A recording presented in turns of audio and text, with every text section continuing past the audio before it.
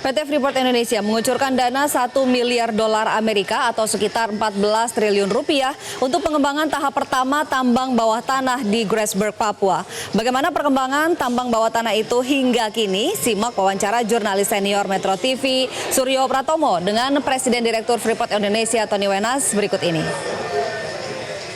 Saat ini saya sedang berada di tambang terbuka atau dikenal dengan open pit dari Grasberg PT Freeport Indonesia. Saya berada pada ketinggian 4.285 meter di atas permukaan laut. Memang Grasberg adalah penambangan tembaga yang tidak umum. Ini ada di ketinggian yang sangat tinggi sehingga kemudian memang agak sulit. Saat ini juga kondisinya memang kurang begitu baik, cuacanya tidak begitu bersahabat. Kita melihat di sini kabut sehingga kita tidak bisa melihat hasil atau daerah wilayah tambang yang selama ini dipakai. Kita ingin berbicara mengenai penambangan open pit dengan Presiden Direktur Freeport Indonesia Tony Wenas. Pak Tony, sejak sekarang ini bagaimana penambangan open pit di Grasberg? Sekarang ini penambangan open pit sedang mencapai tahap akhir. Dan ini sudah kedalamannya sudah 1,2 km, diameternya sudah hampir 4 km. Jadi memang kita akan lanjutkan ke tambang bawah tanah. Dan dari satu kesatuan ore body yang sama itu akan diambil dari tambang bawah tanah yaitu Grasberg Block Caving. Dan saat ini kita masih memaksimalkan sisa-sisa yang ada di Grasberg Open Pit. Dan tadinya sampai pertengahan tahun ini, namun berhasil kita coba perpanjang sampai dengan kuartal ketiga tahun ini. Bagaimana dengan tambang bawah tanah sendiri? Sekarang ini apakah sudah selesai untuk dipersiapkan dan sudah mulai penambangannya, Pak Tony?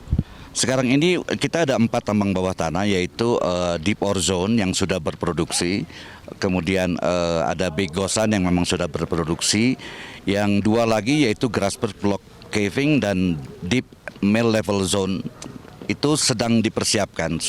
Grasberg Block Caving sudah mulai sedikit, namun kita akan persiapkan terus. Kita akan lakukan development di kedua tambang bawah tanah tersebut untuk tahun ini dan tahun depan.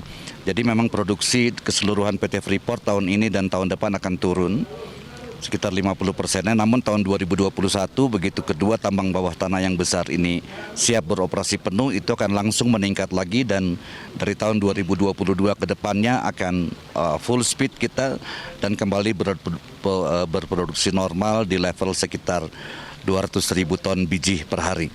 Jadi dalam masa transisi ini apa yang konsekuensi yang terjadi dengan PT Freeport Indonesia? Jadi konsekuensinya memang adalah penghasilan kita akan turun dan karena kita harus terus investasi di tambang bawah tanah. Jadi memang dari segi cash flow akan sangat berkurang, namun dari segi profitable-nya kita masih make profit dan ini memang sudah direncanakan cukup lama karena tambang bawah tanah Deep MLZ dan Grasberg Block Caving ini sudah kita persiapkan dari tahun 2004. Jadi investasi terus kita lakukan dan kedepannya kita masih akan investasi lagi sekitar 15 miliar dolar sampai 2041. Sejauh ini apakah ada kendala untuk persiapan penambangan bawah tanah, Pak Tony? Sejauh ini semua berjalan sesuai dengan rencana kita. Sesuai dengan rencana, transisi juga berjalan dengan lancar dari open pit ke tambang bawah tanah. Manpower kita juga kita siapkan untuk transisi ke tambang bawah tanah. Sejauh ini semuanya sesuai dengan rencana.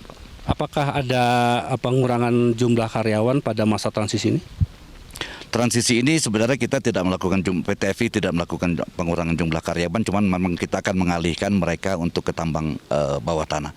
Mereka memerlukan pelatihan khusus untuk beralih dari open pit ke underground? Ya, tentu saja ada pelatihan-pelatihan khusus yang terus kita lakukan dan sudah lama kita persiapkan. Dari 2-3 tahun yang lalu kita sudah lakukan training dan untuk mereka bisa transisi ke tambang bawah tanah dan juga untuk kegiatan di lowland ya, di dataran rendah. Baik. Itulah perbincangan saya dengan Presiden Direktur PT Freeport Indonesia dari Grasberg, Suryo Pratomo dan kameramen Syah Dam Ar-Rahman melaporkan.